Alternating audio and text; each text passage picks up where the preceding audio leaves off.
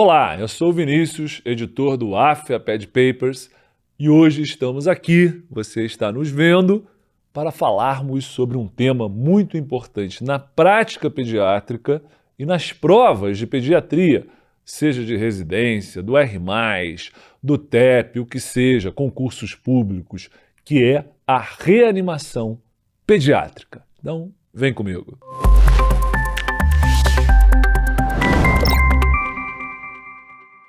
Muito bem, vamos falar de reanimação pediátrica, começando do básico, o famoso suporte básico de vida.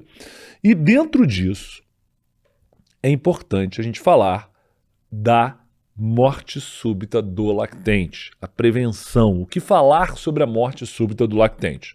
Em primeiro lugar, a morte súbita do lactente é algo real que acontece ou é uma lenda urbana? Não, ela infelizmente acontece. Recentemente, o neto de um amigo do meu pai teve uma morte súbita com 1 mês de idade, uma situação muito triste, terrível, e é exatamente esse o nome do problema, assim, foi algo súbito, inesperado, numa criança aparentemente saudável. Então aquele medo, que é quase um medo ancestral, né, das famílias, da mãe que olha o filho para ver se ele está respirando quando está dormindo, isso tem um fundamento a partir dos nossos ancestrais. De fato, isso é possível, infelizmente, de acontecer. A criança vai dormir e pela manhã a criança é detectada a morte da criança. A criança está morta. Situação terrível. Que, apesar de intervenções, ainda assim pode acontecer. Mas há uma intervenção que diminui esse risco enormemente. Qual é essa intervenção? Seria evitar travesseiros muito grandes, bibelôs na cama, etc., que podem sufocar a criança? Seria evitar o fumo em casa, evitar o cigarro em casa? Seria ter gestações, pelo menos com intervalo de 2 anos entre elas, no caso da multípara, de uma mulher que tenha muitos filhos? Tudo isso é relevante, mas tem uma intervenção que faz uma diferença maior na redução do risco da morte súbita, que é conhecido nos Estados Unidos como back to sleep. E back to sleep não é voltar para dormir mais um pouquinho. Estou de volta para dormir mais um pouquinho. Apertei o snooze ali no despertador, quero dormir mais um pouquinho. Não é isso. Back to sleep é dormir sobre as costas. Barriga para cima. Posição supina. Lembra da musculação? Supino, você está deitado de barriga para cima, levantando peso. Nesse caso, não vai levantar peso nenhum. É dormir de barriga para cima. Porque uma das hipóteses para a morte súbita é que a criança, ao dormir em decúbito ventral, de barriga para baixo, ela que naturalmente levanta um pouco a cabeça e gira para o lado, pode ser que em algum momento não consiga fazer isso. E aí ela começa a respirar, a inspirar o ar que ela está exalando. Começa a acumular CO2. Isso pode levar a uma narcose, pode levar a uma hipóxia, uma parada respiratória e, como consequência, uma parada cardíaca. Então, dormir de barriga para cima elimina essa questão mecânica. Embora eu possa colocar muitas e muitas crianças dormindo em decúbito ventral e nada acontecer, mas naquelas com risco de morte súbita, que eu não tenho como identificá-las, dormir de barriga para cima. Inclusive o Ministério da Saúde tinha uma propaganda que era aquele bodezinho de criança, de bebê, escrito este lado para cima, assim, na barriga, no tórax, né? Porque a criança fica de barriga para cima porque ela está dormindo sobre as costas, back to sleep. Então isso reduz em muito a morte súbita do lactente, além das outras medidas, evitar travesseiros grandes, evitar bibelôs na cama, evitar o fumo em casa, tudo isso é fator de risco. Mas a principal mudança que se instituiu nas últimas décadas foi a posição para dormir, que tem que ser de barriga para cima, no lactente. Sabido isso, a gente vai em frente, falando agora da sequência do suporte básico de vida. Vamos imaginar o seguinte: você está na tua casa, porque eu estou falando do suporte básico de vida, eu estou falando do quê? Eu estou falando de um atendimento pré-hospitalar a princípio. Eu não tenho aquele suporte de material, de pessoal, de medicação para dar um suporte avançado. Então você está lá tranquilão na sua casa, alguém bate na porta, o vizinho está com o filho desacordado e aparentemente não respirando bem. Então qual é a sua medida? Você vai, observa a criança e vê se ela responde. Se você souber o nome, fulano. Se não souber, um genérico, amigão, atenção. E se não houver história de trauma, você pode tocar na criança e balançar um pouquinho. Trauma, se houver trauma, mais preocupação com coluna cervical, etc. Ficar balançando a criança pode ser ruim. Mas você vai lá, toca na criança, chama pelo nome ou chama um genérico, amigão, etc. E ao mesmo tempo que você está chamando a criança, você observa se ela está respirando ou não. Então, se ela não responde, se ela não respira, você vai começar o suporte básico de vida. E aí você começa o famoso ABC da ressuscitação, não é verdade? É quase verdade. Você, na verdade, vai começar o CAB da ressuscitação. Por que ABC? Por que CAB? ABC, A de liberação de vias aéreas, B de breathing, que é a respiração em inglês, você estabelecer uma ventilação, que seja uma respiração de salvamento, boca a boca, boca, nariz, boca, e finalmente circulação, massagem cardíaca. Então o ABC da reanimação. Em pediatria faz todo sentido. Por quê? Porque a criança para por hipóxia normalmente, ou por choque. Então, como ela para muito por hipóxia, a ventilação é primordial. A questão é, num atendimento pré-hospitalar feito por um socorrista ou mesmo um leigo, em geral, na rua, no atendimento pré-hospitalar, ele vai atender a um adulto. Adulto que tem uma parada cardíaca súbita na rua para de causa cardíaca. O que significa isso? Que a massagem cardíaca é o diferencial, o que não é tão verdade para a criança. Então, por que na criança começar com a massagem cardíaca como no adulto? Pronto, descobrimos agora como no adulto. Ou seja, fazer da mesma forma que se faz para o adulto. Padronizar para não errar. Eu já vi, não é uma invenção, não é uma historinha. Eu já vi isso acontecendo. De eu chegar para atender uma criança que estava em parada cardíaca e haver um clínico intensivista ao lado dela sem fazer nada porque não sabia por onde começar. Então, nesse caso, no atendimento pré-hospitalar, no suporte básico, ter uma conduta padronizada facilita muito. Tudo bem que a ventilação é primordial na criança, mais do que a massagem, mas o tempo gasto na massagem é muito curto. Segundos, e depois eu já vou partir para a ventilação. Então, o padrão é CAB. Começo com a circulação, depois libero via aérea, depois eu vou fazer a ventilação. Muito bem. Outra questão é, eu estou sozinho. Chamo ajuda logo ou inicio a RCP? Bem, primeiro que essa é uma dúvida, digamos assim, mais antiga. Por quê? Porque hoje em dia eu tenho celular.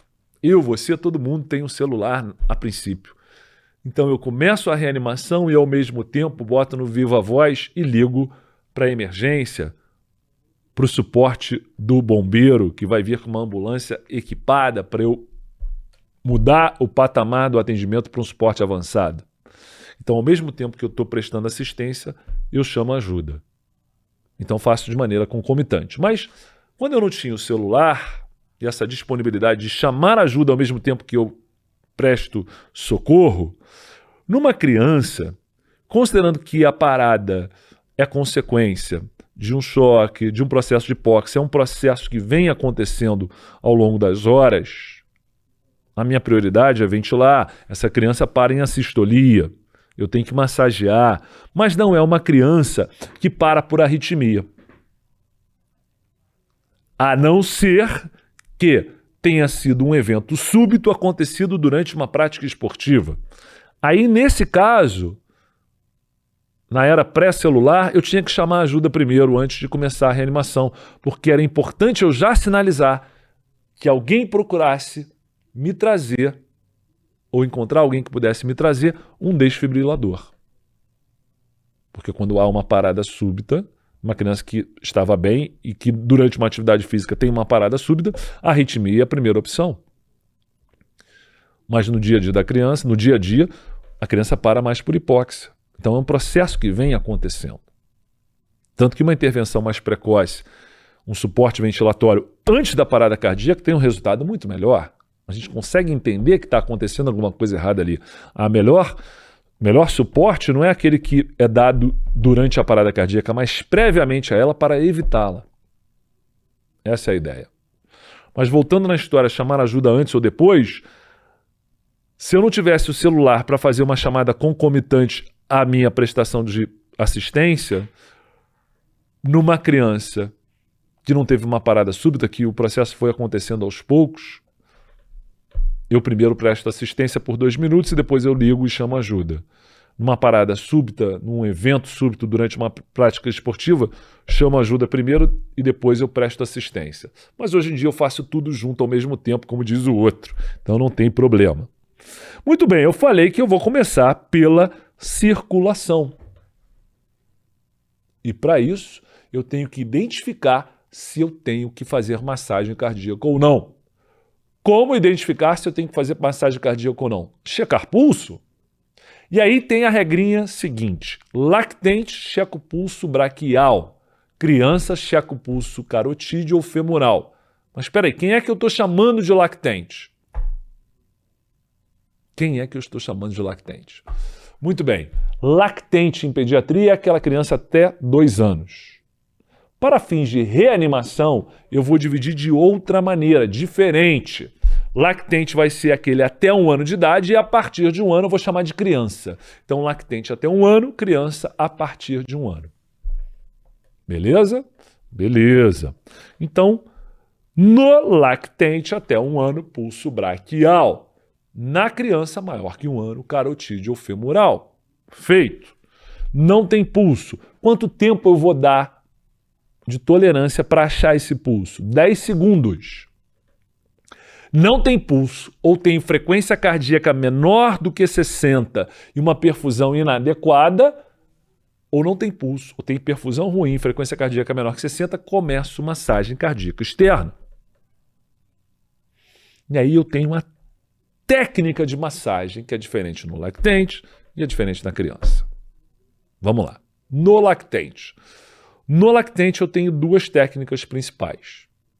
Técnica dos 2 dedos, que podem ser esses 2 aqui, e técnica abraçando o tórax. Técnica dos 2 dedos. Traço uma linha imaginária entre os mamilos, criança deitada, barriga para cima. Traço uma linha imaginária entre os mamilos e ali na linha média, em cima do externo, um dedo abaixo, na linha traçada entre os mamilos, da linha intermamilar, boto 2 dedos em cima do externo e começo uma compressão torácica. Muito bem. Outra forma de fazer, circundo o tórax com as minhas 2 mãos, um polegar por cima do outro. Naquele mesmo ponto, um dedo abaixo da linha intermamilar, em cima do externo, eu faço a massagem. Note que essa massagem aqui, ó, eu estou com a minha mão como um todo, aberta, fazendo um movimento que pega todo o tórax. Inclusive, já fiz as 2 modalidades, técnica dos 2 dedos e técnica abraçando o tórax. Abraçando o tórax é muito menos cansativo para o socorrista. Então, por que fazer a técnica dos 2 dedos, que cansa muito? Já fiz uma vez, depois de um tempo, a minha mão estava tremendo, não conseguia nem segurar uma caneta. Demorou para eu me recuperar ali alguns minutos ou algumas horas, nem lembro. Mas por que fazer a técnica dos 2 dedos e não sempre preferir circundar o tórax com as mãos? Porque, pelo menos em teoria, por testes em laboratório, se observou que se você estiver sozinho, você é o único socorrista, você tem que massagear e ventilar. E se você estiver abraçando o tórax, para você depois soltar o tórax e partir para a ventilação, é mais demorado do que você massagear com 2 dedos e já ventilar. Então, se eu estiver sozinho, a técnica mais indicada é a dos 2 dedos. E a tua outra mão está livre. Se você estiver com outro socorrista, um deles, pode ser você, faz a massagem e o outro vai ventilar. Perfeito. Então, já sabemos as melhores técnicas no lactente. E na criança maior, como é feita a massagem? Antigamente se falava que até 8 anos, da criança de 1 ano até 8 anos, eu iria usar um braço só na compressão torácica.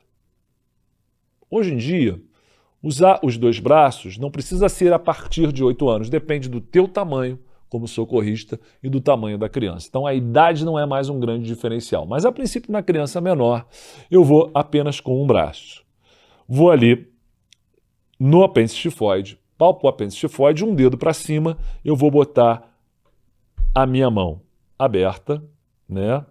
A minha palma da mão ali em cima do externo, o braço completamente esticado e no movimento em que eu jogo o peso do corpo com o braço esticado, não é para fazer uma flexão de braço, é para o braço estar esticado e eu jogar o peso do corpo. De preferência, se precisar, né, dependendo da tua altura como socorrista, bota um banquinho do lado, né, o paciente está deitado numa superfície lisa e dura e você, com o peso do corpo, você faz a massagem. Fazer dessa forma não é muito cansativo e permite uma circulação melhor do sangue, dá uma pressão adequada, pelo menos ali, o melhor que você pode, para que o sangue circule o máximo possível. Então tem essa técnica de massagem na criança maior. Então, muito bem, já sei checar pulso, já sei massagear, muito bem, e aí eu vou para o suporte à ventilação. Fiz, se eu estiver sozinho, 30 compressões torácicas e vou para a ventilação. Se eu tiver com outro socorrista, 30 compressões, divido o trabalho por 2, 15 compressões torácicas e vou para a ventilação. Então, sozinho, um socorrista, 30 compressões torácicas e vou para a ventilação. Com outro socorrista, vamos dividir o trabalho por 2, em vez de 30, divido por 2, 15 compressões torácicas. E vou para a ventilação. Aí eu vou abrir a via aérea e aí, voltando no caso que a gente está falando, a gente avaliou a criança e quando avaliou, ela estava irresponsiva e já não respirava. Então não preciso, nesse momento, olhar se ela está respirando. Já olhei antes. Vou direto para a ventilação. Faço 2 ventilações, respiração boca a boca, se for o caso, ou boca, nariz, boca, se a criança for muito pequena, e depois retomo a massagem. Então, importante eu ter a seguinte noção aqui. Se eu tiver um socorrista, for eu sozinho, você sozinho, 30 compressões torácicas seguidas de 2 ventilações. Se eu tiver com outro socorrista, 15 compressões torácicas, 2 ventilações e assim vou alternando. Enquanto eu não tiver uma via aérea mais adequada, avançada, eu mantenho uma alternância entre compressão torácica e ventilação. Vou voltar em algo que eu falei antes. Lembra que eu falei que o tempo que eu vou usar para a compressão torácica é muito curto? Sim, porque eu pretendo manter uma frequência de massagem de 100 a 120 por minuto. Se eu estiver sozinho e fizer 30 compressões, 120 compressões em 1 minuto, eu vou fazer 30 em 15 segundos. Ou seja, eu vou gastar 15 segundos apenas e logo depois já vou para a ventilação. Então não é um absurdo eu começar pela compressão torácica, porque o tempo gasto são segundos. E depois eu já começo a ventilação, não há problema algum. Só esse parênteses. Então, reforçando, vamos lá, vamos aqui. Um socorrista, 30 compressões, seguidas de 2 ventilações e vamos alternando. 2 socorristas, vamos dividir por 2 para a gente lembrar? 15 compressões torácicas, 2 ventilações. Muito bem. Mas, se eu tiver uma via aérea avançada, ou seja, Chegou suporte, eu consegui entubar o paciente ou passar uma máscara laríngea, não preciso mais dessa alternância entre compressão torácica e ventilação. Elas podem ser feitas de maneira independente e se coincidir de num momento alguém está massageando e o outro ventilar, não há problema, porque eu estou com uma via aérea avançada que permite uma expansão pulmonar mais segura, seja tubo orotraqueal, seja máscara laríngea. Mas isso já é um suporte avançado. Se eu tiver desta forma, não preciso mais dessa alternância, 30:2 com socorrista, 15:2 com 2 socorristas. Eu faço de maneira independente. Fica uma pessoa na compressão torácica, na massagem cardíaca, 100 a 120 compressões por minuto, e outro na ventilação, uma ventilação a cada 2 a 3 segundos, o que me dá 20 a 30 incursões por minuto. Perfeito. Ainda no suporte básico, a gente tem a obstrução das vias aéreas por corpo estranho. É outra situação que eu tenho no atendimento pré-hospitalar. O lactente se engasgou com um biscoito de maisena. Qual é a conduta? Ou melhor, qual não deve ser a conduta? Evite abrir a boca e tentar tirar esse corpo estranho dessa criança que está engasgada, ficando hipóxica. Não é isso que você vai fazer. O que você vai fazer no lactente, lembrando que para fins de ressuscitação lactente é aquele até 1 ano, você vai fazer os famosos golpes no dorso. É porrada mesmo, porrada no bom sentido. Esse é salvador. Você coloca a criança sobre o seu antebraço, pode apoiar na sua perna e com a sua outra mão, com o seu outro braço, você vai bater entre as escápulas. Geralmente, uma batida, um golpe no dorso é suficiente para o lactente eliminar esse corpo estranho. Nota, ele está de bruços aqui, né, ainda com o ventral sobre o seu antebraço, você bateu entre as escápulas, ele botou para fora. Caso não coloque para fora na primeira batida, você vai até 5 golpes no dorso. Não resolveu? Gira a criança e faz aquela compressão torácica de 2 dedos, não com o objetivo de massagem cardíaca, porque ele não está em parada cardíaca. O que eu quero aqui é aumentar a pressão intratorácica e ele fazer botar o corpo estranho para fora. E aí você faz 5 compressões, não resolveu, gira 5 golpes no dorso e vai alternando. Caso, excepcionalmente, caso ele pare de respirar, aí sim, você deita a criança, abre a boca e finalmente você olha na orofaringe, observando se há um corpo estranho. Se houver um corpo estranho, visível, você tira. Não está visível, você não vai tentar tirar algo que você não está vendo, porque a tendência é você empurrar mais para dentro e piorar a situação. Então não viu nada, faça 2 respirações de salvamento e depois volte para os golpes no dorso, 5 alternados com 5 compressões torácicas. Detalhe é que dificilmente você vai precisar ir tão à frente. 1 ou 2 golpes no dorso vai resolver a obstrução das vias aéreas superiores no lactente. Na criança maior que 1 ano, com obstrução das vias aéreas superiores. Manobra de Henles. Como é que é a manobra de Henles?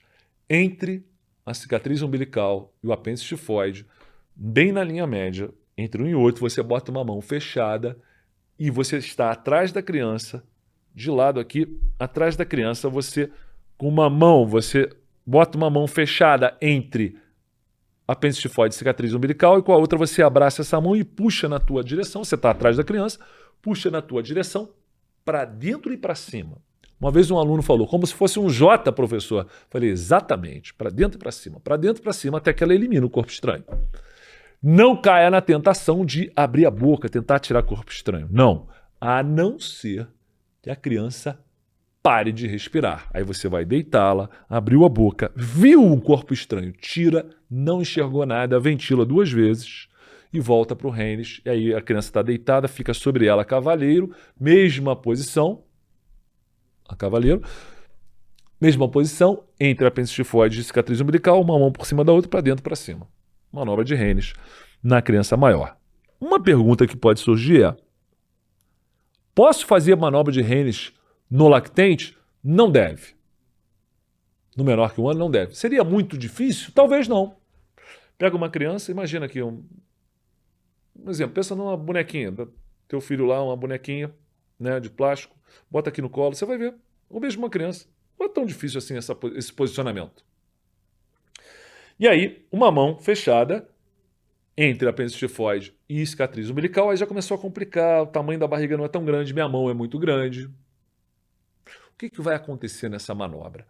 Há um risco de eu comprimir o apêndice tifoide por sobre o fígado. O fígado do lactente ele é um pouquinho mais baixo, ele ultrapassa um pouco o gradil costal, e ele fica abaixo do apêndice tifoide também. Você tem o risco, isso está descrito na literatura, de lacerar, apertando sobre o fígado, o apêndice tifoide. Então, lacerar o fígado com um apêndice tifoide como se fosse uma arma, ali em cima do fígado, lacerando o fígado. Então, pelo risco de laceração hepática, o Rennes não deve ser feito em lactentes, em crianças com menos de 1 ano. Muito bem. Neste momento, a gente vai fechar um pouquinho esse videocast para os nossos alunos, né? Vai ser um momento de exclusividade para eles. Espero que vocês tenham aproveitado bastante esse videocast e que, tenho certeza, um dia você vai estar junto com a gente 100% do tempo, porque também será nosso aluno para aprender junto com a gente, ensinar para a gente também, porque é uma troca, a gente está sempre ensinando e aprendendo esse mundo da pediatria que é fantástico. Então, agora a gente fica mais exclusivamente com os nossos alunos. Espero que um dia você também seja um deles. Conto com você.